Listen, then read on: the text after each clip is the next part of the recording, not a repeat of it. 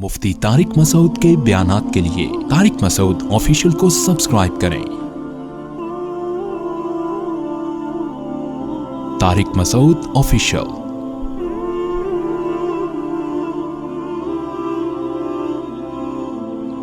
دنیا میں کامیابی اس کو ملے گی جو اسباب اختیار کرے گا، تبھی تو آج گوروں دنیا کے لحاظ سے غیر مسلم زیادہ کامیاب ہیں، کیونکہ دنیا کے لحاظ سے بہرحال انہوں نے کامیابی کے اسباب ہم سے زیادہ اختیار کی ہیں، اس لیے اللہ نے ان کو نواز دیا دنیا میں۔ تو یاد رکھیں اسی طرح آخرت کی کامیابی ان لوگوں کو ملے گی جو آخرت میں کامیابی کے وہ طریقے اختیار کریں گے جو اللہ اس کے رسول نے بیان کیے، جن کو آخرت کے اسباب کہا جاتا ہے۔ اور وہ آخرت کے اسباب کیا ہیں جو میں نے آیت پڑھی، وَذَرُوا ظَاهِرَ الْإِثْمِ وَبَاطِنَهُ، یہ پوری تمہید اس آیت کو سمجھانے کے لیے میں نے پڑھی ہے۔ یہ جو پوری تمہید میں نے اتنا لمبا بیان کیا نا، یہ صرف اس آیت کو سمجھانے کے لیے کہ اللہ نے بتایا ہے کہ جہنم کی آگ سے وہ بچے گا اور جنت میں وہ جائے گا جو فرائض و واجبات پورے کرے اور کبیرہ گناہوں سے بچے۔ وہ یہ اصول اور ضابطہ ہے۔ کبھی کبھار اللہ ان اصولوں کے خلاف کسی کو ویسے ہی بخش دیتے ہیں یا چھوٹی سی نیکی کام آ جاتی ہے۔ جیسے حدیث میں آتا ہے کہ ایک شخص نے پیاسے کتے کو پانی پلایا، اللہ کو اس پہ ترس آیا، اللہ نے بخش دیا۔ یہ قانون نہیں ہے، یہ ضابطہ نہیں ہے، یہ ایک اللہ کی قدرت ہے۔ جو جیسے حضرت مریم کو بغیر شوہر کے اولاد مل گئی، ابراہیم علیہ السلام آگ میں جل کے بھی بچ گئے، تو یہ ایسا ایک واقعہ ہے۔ ہم اس قسم کی حدیثوں سے استدلال کر کے گناہ پہ جری ہوتے ہیں کہ یار وہ ایک آدمی نے کتے کو پانی پلایا تھا، اس کے اللہ نے سارے گناہ بخش دیے، تو میں تو صبح پوری سبیل کھول کے بیٹھا ہوا ہوں، میں تو صبح شام کتے کے مالک کو بھی پانی پلا رہا ہوتا ہوں۔ اب جو بہنوں کی وراثت کم بخت کھا کے بیٹھا ہوا ہے اس کو نہیں دیکھتا کہ اصول یہ ہے کہ اللہ نے فرمایا کہ جو کسی کا مال کھاتا ہے، قانون قرآن میں الگ بیان کیا ہے، اللہ کی قدرت اور رحمت کے واقعات الگ سے بیان کیے ہیں، قانون کو فالو کرنا ہے ہم نے۔ جو الگ سے قدرت کے واقعات اور معجزے ہیں اور جو کرامتیں ہیں وہ اصول نہیں ہیں، وہ کرائیٹیریا نہیں ہے، وہ معیار نہیں ہے۔ اصول اور ضابطے جو ہے وہ قرآن کی وہ آیات ہیں جن میں اللہ نے اصول اور ضابطے بیان کیے ہیں۔ زندگی ان اصولوں کو سامنے رکھ کے گزارنی ہے، زندگی معجزوں کو، کرامتوں کو اور اللہ کی رحمت کے جو استثنائی واقعات ہیں ان کو سامنے رکھ کے نہیں گزارنی ہے۔ کاش یہ بات کسی طرح سے کھوپڑی میں بیٹھ جائے ہم سب کی۔ جس کو دیکھو وہ سمجھتا ہے رمضان میں بخشا جاؤں گا، میں بالکل رمضان میں نیٹ کلین ہو جاؤں گا، چاہے اس کا عید کے دن فلم دیکھنے کا پروگرام ہو، چاہے وہ انٹرنیٹ پر بےہودہ چیزیں دیکھ رہا ہو، لیکن وہ کتوں کو پانی پلا کے خوش ہو رہا ہوگا۔ ساری رات بیٹھ کے انٹرنیٹ پہ بےہودہ فلمیں دیکھے گا، صبح 2 کتوں کو روٹی ڈال دے گا اور حدیث سنائے گا کہ جی وہ ایک کتے کو بخش دیا تھا تو میں تو 6 کتوں کو پانی پلا چکا ہوں اب تک۔ تو بھائی یہ اصول تھوڑی ہے، تو ایک واقعہ ہے اللہ کی رحمت کا۔ قانون قرآن میں دیکھو، بار بار یہ جو میں نے آیت پڑھی اس میں اللہ نے یہ قانون بیان کیا ہے، ان الذین یکسبون الاثم، اللہ فرماتے ہیں یقیناً، قاعدہ یہی یقیناً انہ کے ساتھ بیان کیا جا رہا ہے، جو لوگ گناہ کما رہے ہیں، سیجزون، بہت بڑی دھمکی، ان قریب ان کو بدلہ دیا جانے والا ہے۔ اس خوش فہمی میں نہ رکھنا، نہ رہنا کہ 2 کتوں کو پانی پلا دیا تو جیسے اس کو بخش دیا تھا تمہیں بھی بخش دوں گا میں۔ قانون نہیں ہے میرا، وہ قدرت ہے، وہ قدرت ہے، تاکہ تم یقینی طور پر جہنم کے فتوے لوگوں پہ نہ لگاؤ۔ ایسا بھی ہو جاتا ہے، اللہ ایسے بھی بخش دیتا ہے، بعض دفعہ ہوتا ہے، بھائی اصول نہیں ہے یہ۔ صحیح مسلم کی حدیث ہے، آپ صلی اللہ علیہ وسلم نے فرمایا اس امت میں بہت سے نمازی، بہت سے روزے دار بھی جہنم میں جائیں گے۔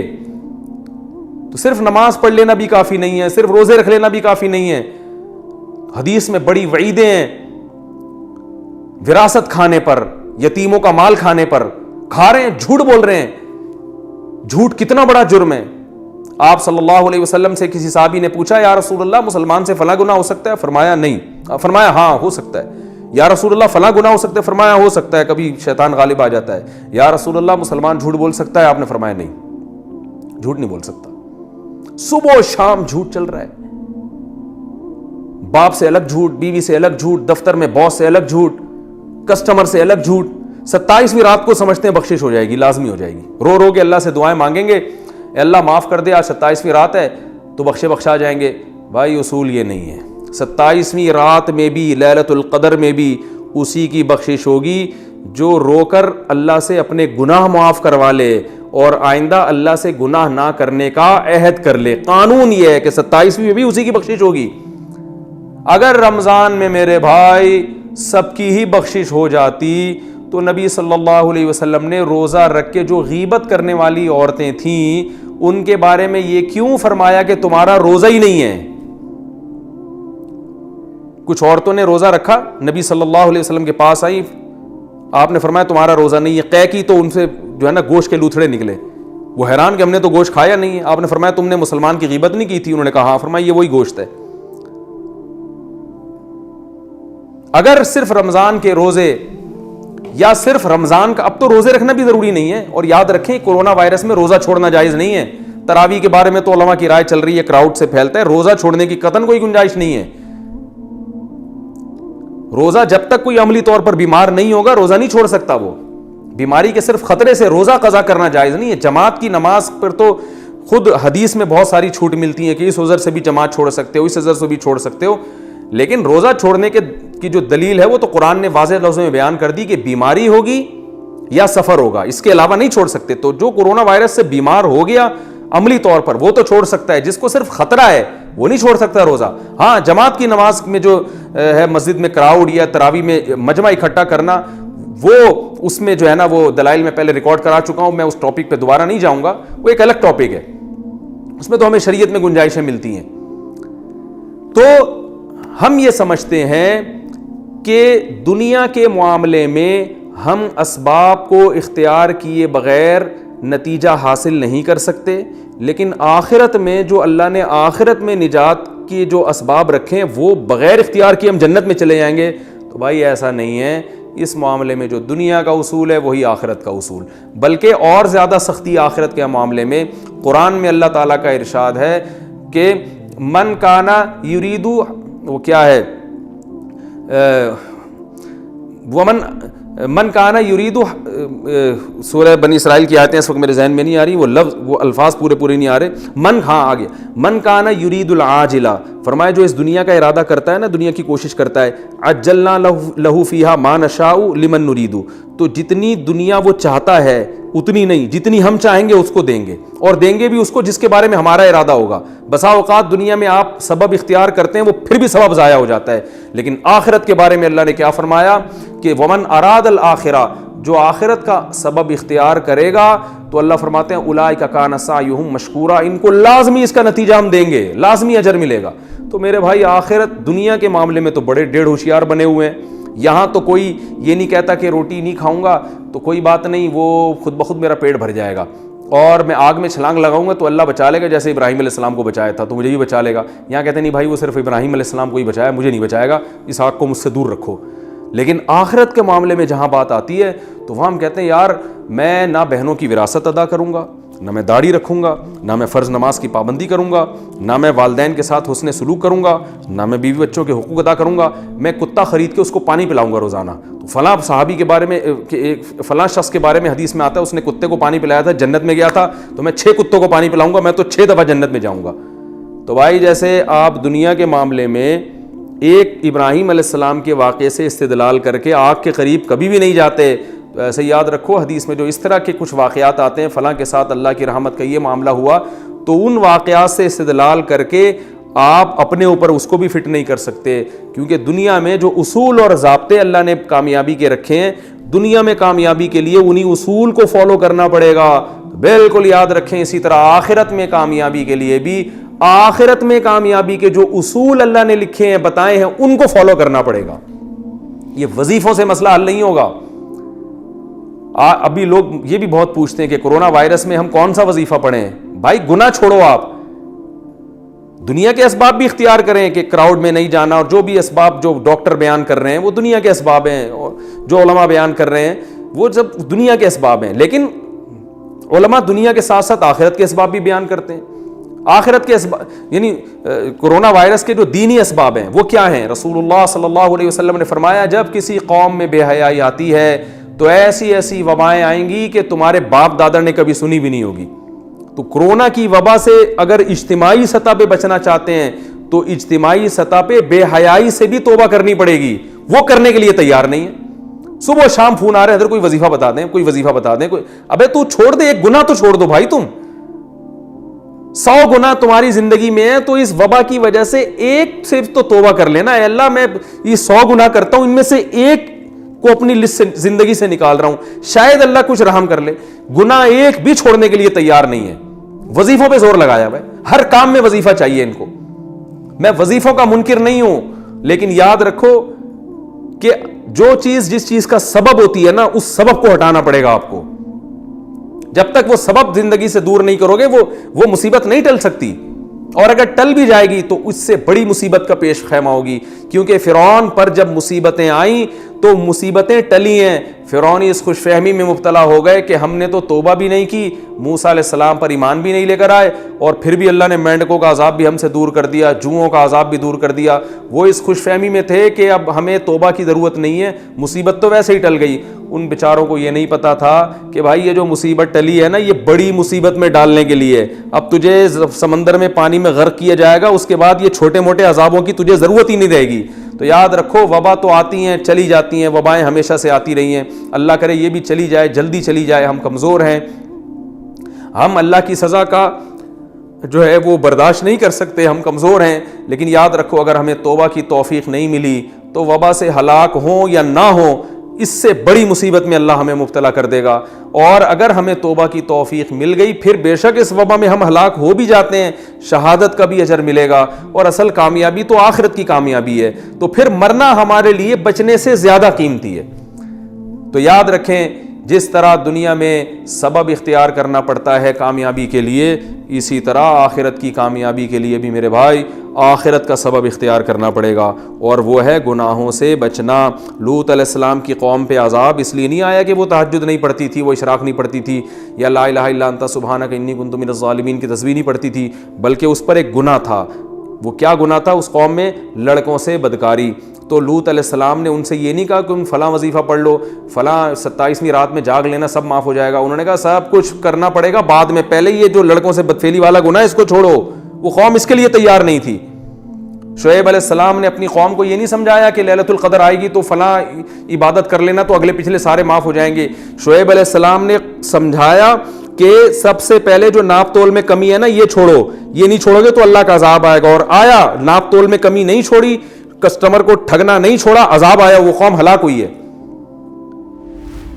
کسی قوم میں شرک تھا, کسی قوم میں ناپ تول میں کمی تھی, کسی قوم میں لڑکوں سے بدفعلی تھی. آج جتنی پچھلی قوموں میں گناہ تھے, آج ہم میں سارے گناہ موجود ہیں. لڑکوں سے بدفعلی بھی ہے, زنا بھی ہے, ماں باپ کو بنی اسرائیل میں جرم کیا تھا, ماں باپ کے ساتھ بدسلوکی, اس کو قرآن نے بیان کیا ہے. تو یہ سارے جرائم آج ہو رہے ہیں. لیکن ہمارا یہ پروگرام ہے کہ فلاں رات میں یہ کر لیں گے تو سارے اگلے پچھلے معاف. ہر چیز میں اگلے پچھلے سارے گناہ معاف ہو رہے ہیں. آپ کہہ سکتے ہیں نبی صلی اللہ علیہ وسلم نے تو خود فرمایا جو لیلۃ القدر کی عبادت کرتا ہے اس کے اگلے پچھلے سارے گناہ معاف ہوتے ہیں. اور بھائی یہ صحابہ سے فرمایا ہے جو گناہوں سے توبہ کر چکے تھے.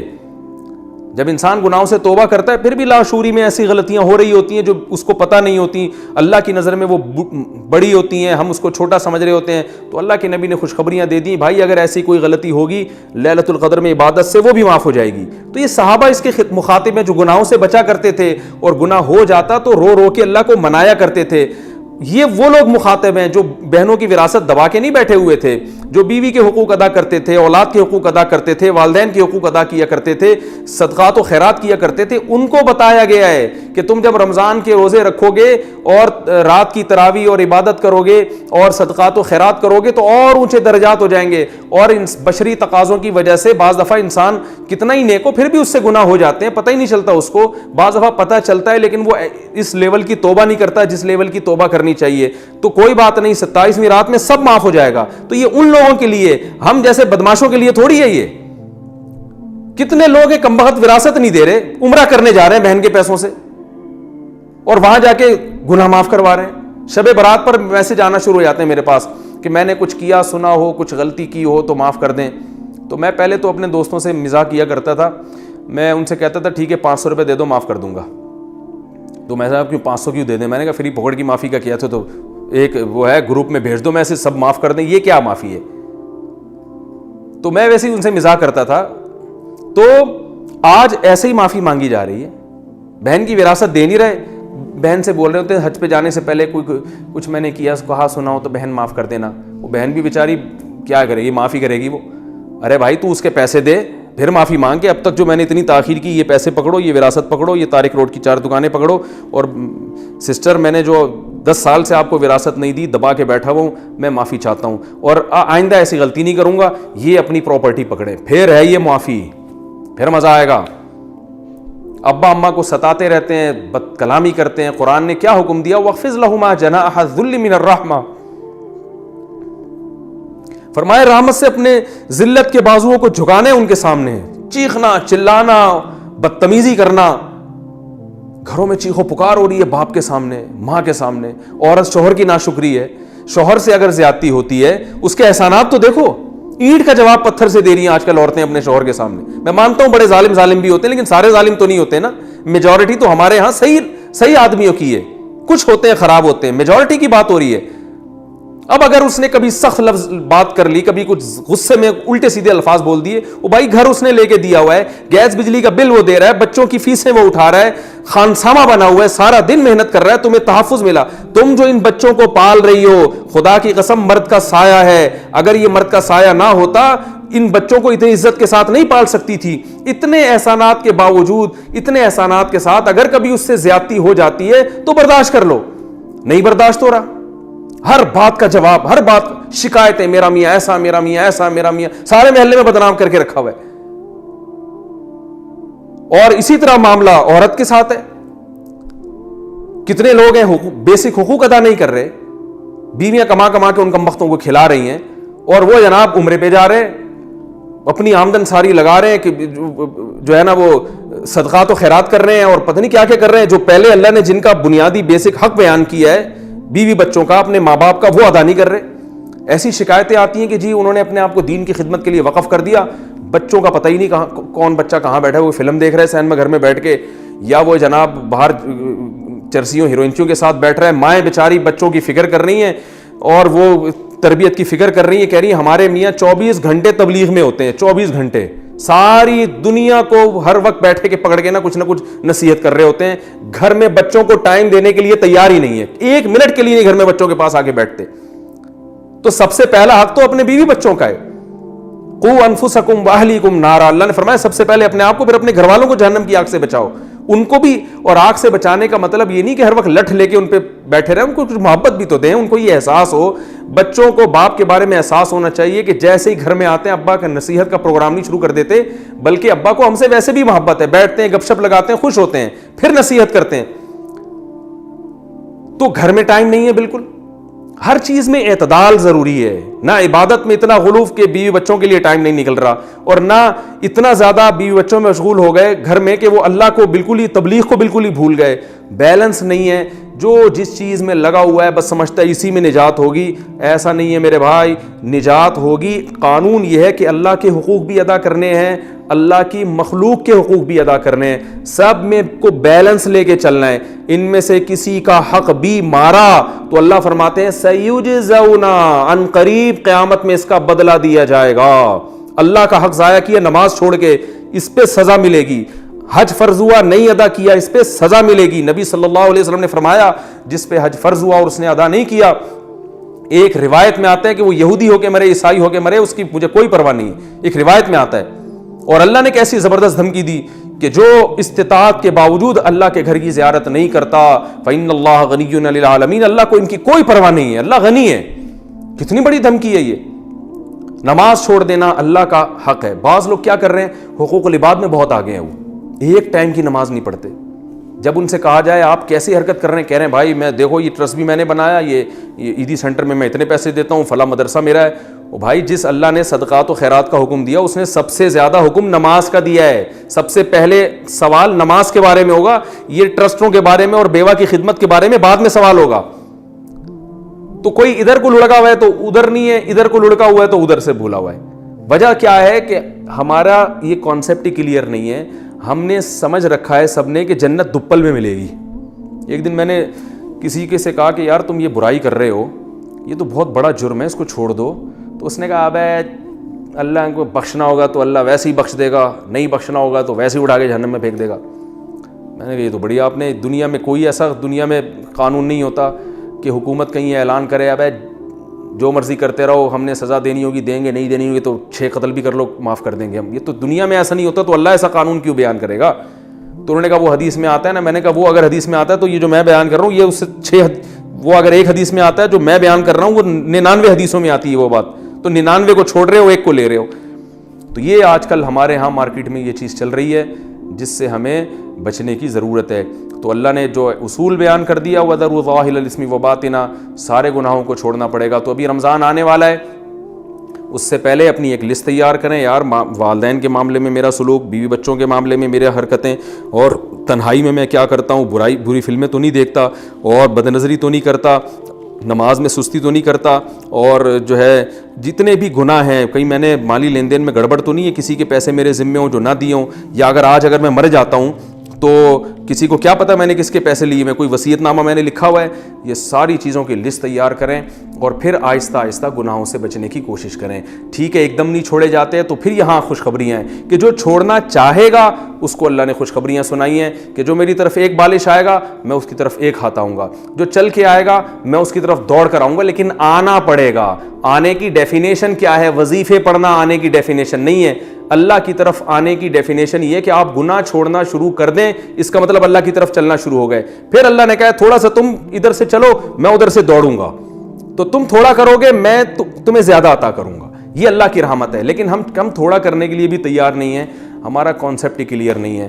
اللہ سے دعا ہے کہ اس رمضان کے آنے سے پہلے اللہ ہر قسم کے صغیرہ اور کبیرہ گناہ سے ہمیں بچنے کی توفیق عطا فرمائے, اور اللہ تعالی ہمارے عقیدوں کی, ہمارے نظریات کی بھی حفاظت فرمائے. سبحانک اللہم و بحمدک نشہد ان لا الہ الا انت نستغفرک و نتوب الیک وما علینا الا البلاغ.